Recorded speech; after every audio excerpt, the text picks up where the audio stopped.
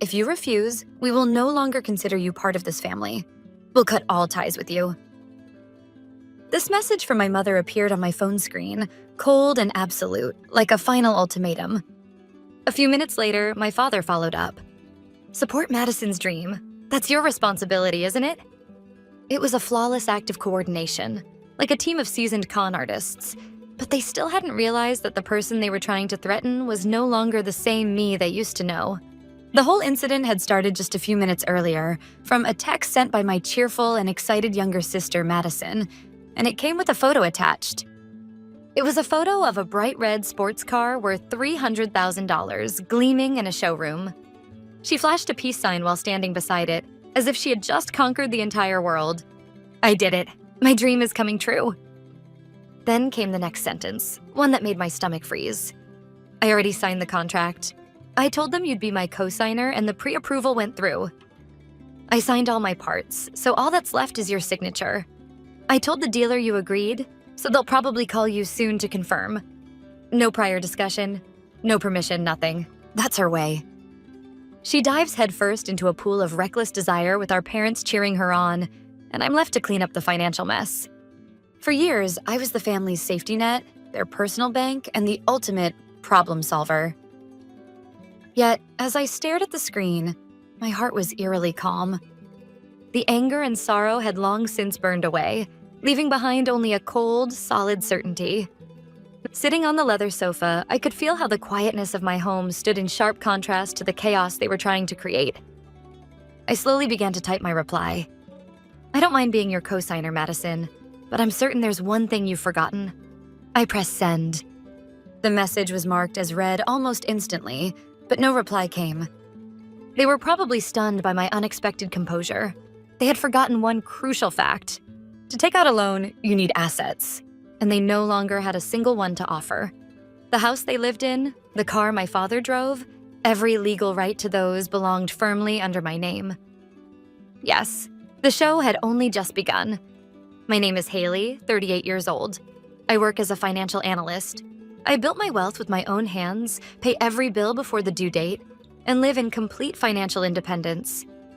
Meanwhile, my younger sister Madison was already 32, but she never held a steady job, always begging our parents for money under the excuse that she was going to be an influencer, only to lose interest in a few months and chase her next dream. And then there were our parents. They had always spoiled Madison to an absurd degree, and that blind favoritism had fatally distorted the entire family's sense of money. How could they make such audacious demands of me? The root cause went back 10 years ago.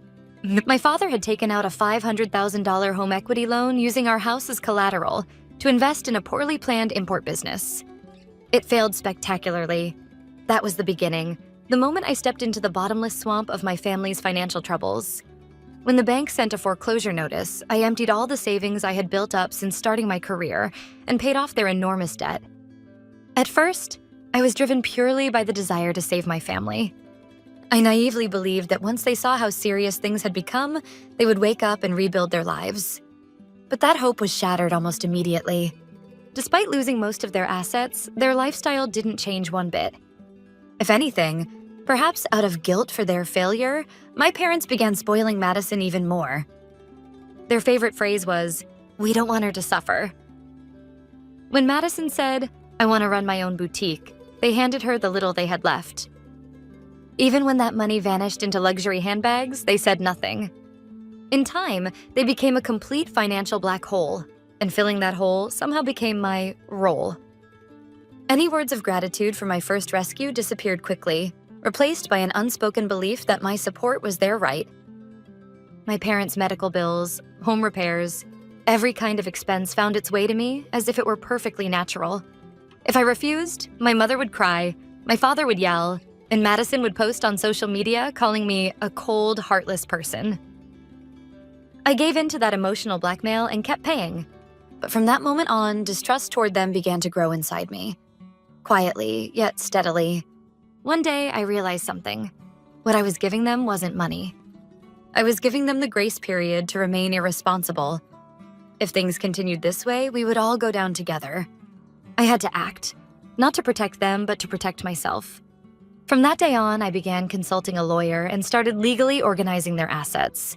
And in return for taking over the debt, I had my father sign the following documents: promissory note, deed of trust, and quitclaim deed. They were simply relieved that their immediate debt had vanished, and they signed everything I placed before them without a second thought. They never truly considered what those papers meant. It was obvious they didn't understand the implications. To them, it was just another temporary procedure to fix yet another financial problem.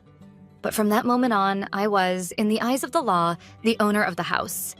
That carelessness proved extremely useful in carrying out my plans smoothly.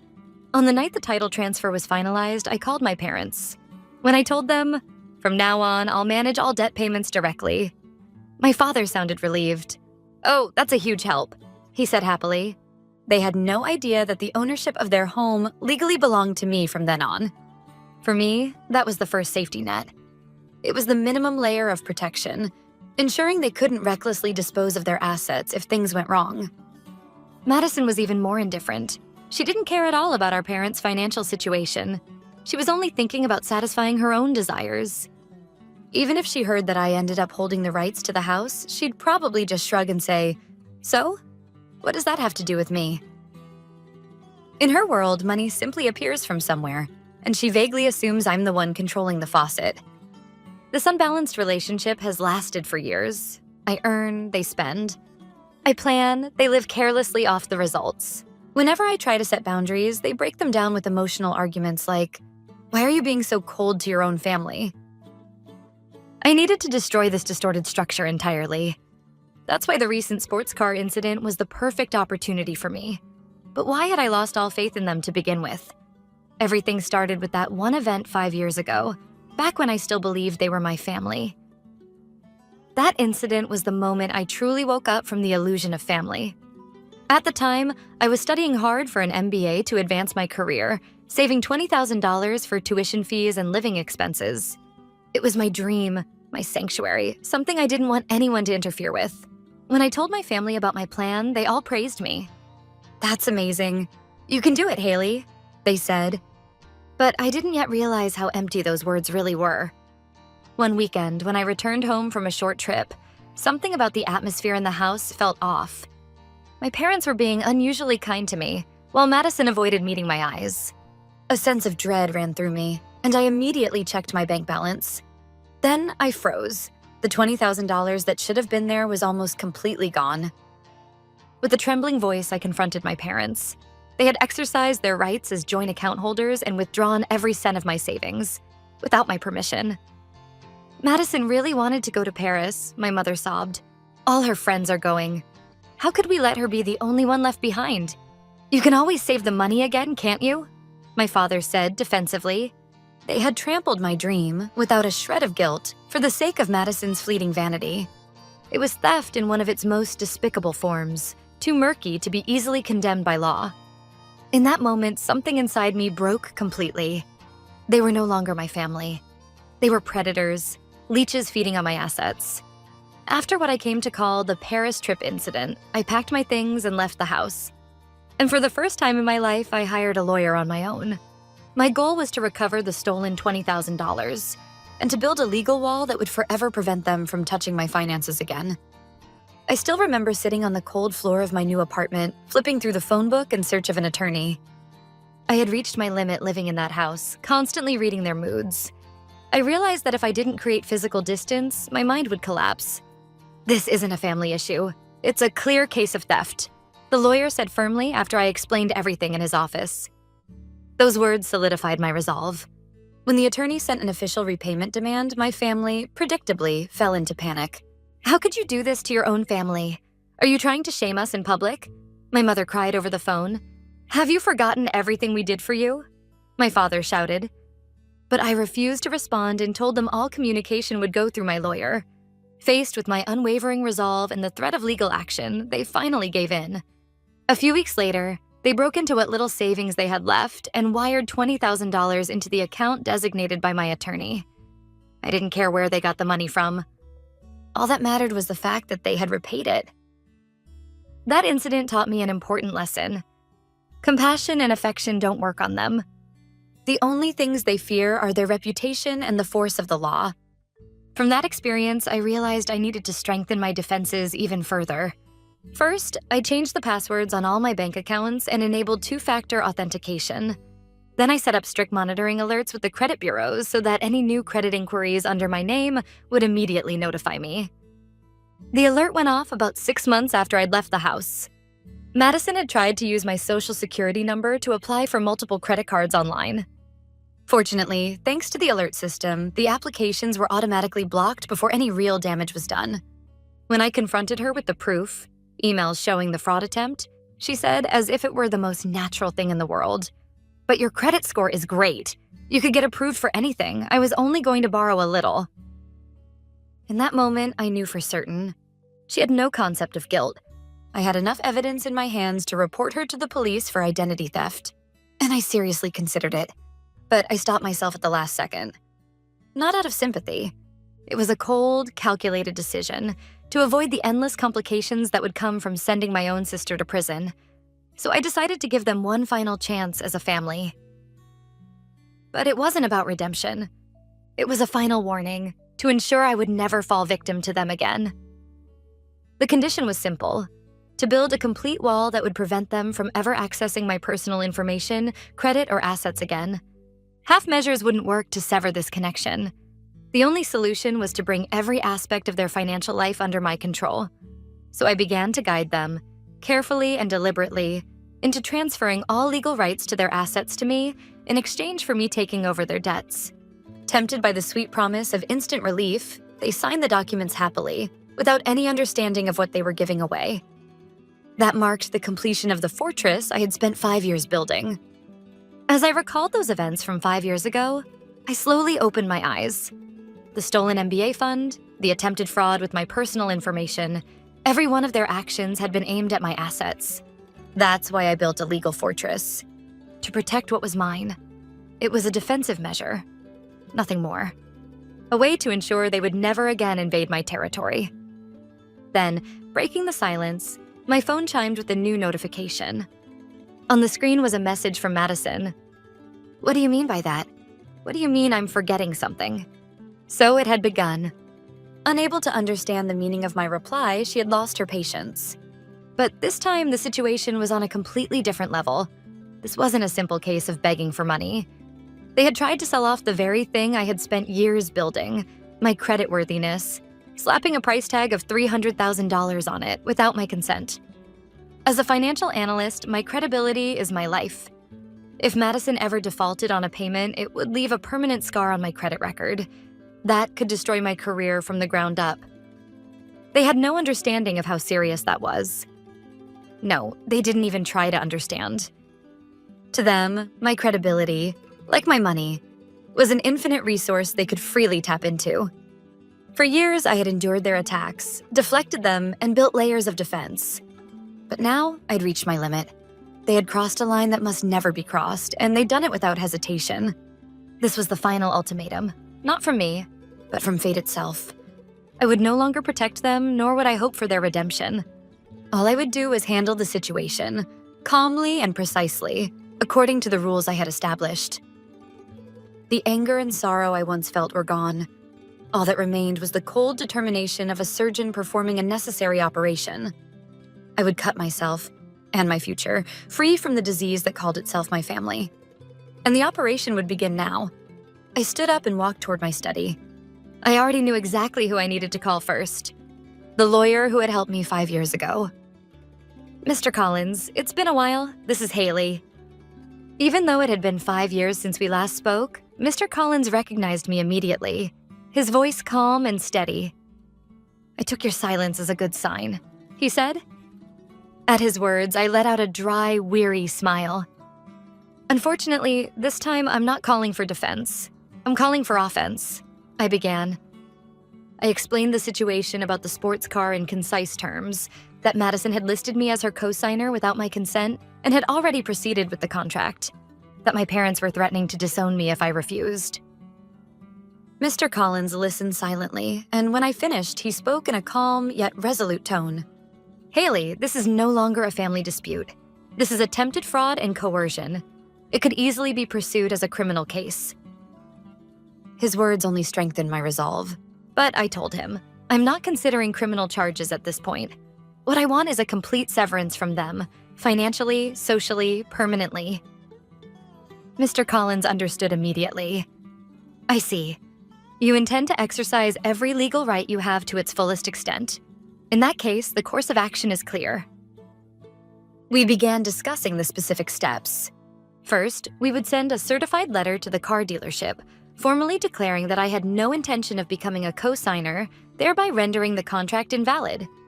Next, we would reaffirm that I held full ownership of my parents' house and take legal steps to ensure they could never again use that asset as collateral for new debt.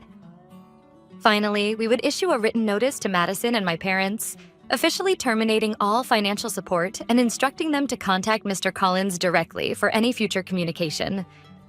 By the time we hung up, my mind was crystal clear. There was no room for emotion. This was business. A cool-headed restructuring of my life's enterprise, protecting it from bad debt. The next morning, I took a personal day off work. My first stop was Mr. Collins' office. Together, we finalized 3 documents, one addressed to the dealership, one to Madison, and one to my parents. The letter to the dealership clearly stated that I had never consented to the co-signer agreement and bore no liability whatsoever. The notices to Madison and my parents included a detailed list of all prior financial support I had provided, formally declaring that as of that day, all assistance was permanently terminated, and that any future correspondence must go through Mr. Collins. At the bottom of each document, our signatures stood side by side. Leaving the law office, I headed straight for the post office. There, I mailed the 3 documents via certified mail, each with a return receipt request attached. It's a system that requires the recipient's signature upon delivery, and that signed receipt is mailed back to me as legal proof of delivery. While it doesn't verify the content of the letters themselves, it does establish, beyond dispute, who received the documents and when. In the United States, it's the most reliable way to provide formal legal notice. With that, the first legal move had been made. It would take about 1 or 2 days for the letters to reach their hands. In the meantime, I had another step to take. I went to my main bank and scheduled a meeting with my account manager. The purpose was to confirm, once and for all, the status of the mortgage on my parents' house. When I had assumed their loan years ago, the property had been officially re-registered under my name, and I held the first lien. In other words, the ownership of the house was entirely mine. The bank representative checked everything in the system and said firmly, "Yes, Miss Haley. Every right associated with this property belongs solely to you. Your parents cannot use this house as collateral for any loan without your explicit authorization." That settled it. I had complete certainty that they no longer had any way to borrow money from anyone but me. When I returned home, I saw a flood of frantic messages from Madison piling up on my phone. "Why aren't you answering your phone?" "What did you mean by forgetting something?" "The dealer says they can't move forward without hearing from you." I scrolled through them without emotion and deleted them all. You're no longer talking to the right person. You'll understand what that means soon enough. By the following afternoon, the notices must have reached them. Madison, of course, was the first to react. My phone began ringing incessantly, her name flashing on the screen over and over again. I didn't answer. I simply waited for the ringing to stop. As soon as the call ended, the barrage of text messages began. What is this supposed to mean? Who's this lawyer? You're kidding about cutting off support, right? Withdraw that letter right now. Her words radiated panic, confusion, and an utter inability to grasp the reality of what was happening. She'd probably heard from the dealer, too. Something along the lines of, "Since Miss Haley's consent could not be obtained, this contract is invalid." The $300,000 sports car she had almost secured had vanished before her eyes, like a mirage. She had likely never experienced such humiliation and disappointment in her entire life. I read through every message she sent, calmly confirming that everything was proceeding exactly as planned. Then, realizing there was nothing more to be gained from her, I quietly blocked her number entirely. She would never be able to call or text me again. Expecting my parents to reach out next, I switched my phone to silent mode. Sure enough, after a while, my mother's name appeared softly on the screen. I simply watched until the ringing stopped and the call went to voicemail. A few minutes later, a notification popped up. She had left a message. When I played it back, I heard her trembling voice through tears. "Haley, please answer the phone. Madison's been crying and screaming. She's completely hysterical. What happened? That letter can't really be how you feel, can it?" She still didn't understand. To her, this was nothing more than an extension of a petty sisterly quarrel. She had no grasp of how deep this problem truly ran. Finally, my father called. As before, I didn't answer and let it go to voicemail. His voice, when the message came through, was shaking with anger. "Haley, are you trying to destroy this family? Fire that lawyer of yours and fix this right now. That's an order." His tone of authority hadn't changed at all since before I left home, but he still didn't know that his words no longer held any power over me. I just sat there in silence, staring at the messages and missed calls. They still hadn't faced real fear yet. They hadn't realized that the ground beneath them was nothing more than a castle built on sand. I could already predict their next move. They would rush to the bank to check their financial status. And that's when they would finally learn what the documents they had signed actually meant. That's where true despair would begin. The next day, I received a call from Mr. Collins. "Just as expected, Haley," he said, a faint note of excitement in his voice. "Your parents showed up at the bank first thing this morning. They wanted to verify the ownership of the house and asked if it could be transferred back into their names. Naturally, the bank politely but firmly told them no." I could picture the scene perfectly. At the low counter of the bank, my parents must have turned pale as they were confronted with the fact that they were no longer the owners of their home. The house they had lived in for decades, no longer theirs. For the first time, they must have truly felt the unbearable weight of that reality. Mr. Collins continued, "And as for Madison, she's been contacted by the car dealership regarding potential fraud. They warned her about the legal consequences, and she's clearly shaken. It seems she even considered forging your signature. The dealership wants nothing more to do with her." Her $300,000 dream had turned into a nightmare of her own making. That evening, they finally showed up at my apartment. Through the intercom camera, I saw my parents, exhausted and pale, and Madison, her face twisted with rage. I didn't answer. They began pounding on the door, shouting my name. "Haley, please, just hear us out. You're so cruel, I'll never forgive you. Please don't take the house away from us." Their voices were muffled through the thick door. I simply listened in silence. No tears, no anger. This was the inevitable consequence of their years of irresponsibility. I hadn't taken anything from them. They had lost everything by their own hands. After about 30 minutes of pounding, they finally gave up and left. The hallway fell silent, like the calm after a storm. But this wasn't the end. They still believed they had one final card to play. An emotional one. The card called family. A few days after the confrontation at my apartment, a letter arrived. It was from my mother. She had ignored the instruction to communicate only through my attorney and sent an emotional handwritten letter instead. Inside, she had included old family photos from when I was a child. The content was predictable, an appeal to sentimentality. Fond memories, talk of family bonds, and the line, "You used to be such a kind girl." Every word was carefully chosen to awaken my guilt. Meanwhile, Madison had started her own victim campaign on social media. Betrayed by my own family, I trusted them, and they took everything from me. With vague, emotionally charged words like those, she was trying to win sympathy and cast me as the villain. What happened? "Your family. You should talk things out." Messages like that began arriving from relatives who had no real understanding of the situation. They were placing their last hopes on social pressure and my conscience. They thought that if enough people appealed to my emotions, I would eventually break down and say, "Fine, I'll forgive them." But they never understood, right up to the end, that from the very moment they stole my dream 5 years ago, any affection I had for them had vanished completely. Without hesitation, I fed my mother's letter and the old family photos into the shredder. Then I contacted Mr. Collins to handle the final step. It was an eviction notice for my parents' house. Of course, I didn't intend to throw them out onto the street immediately. I included the legally required grace period, along with a polite suggestion that they find a rental home more suited to their means. This wasn't punishment. It was their final chance to become financially independent, to stand on their own feet. When they received that notice, they would finally understand that I was serious and that there was no turning back.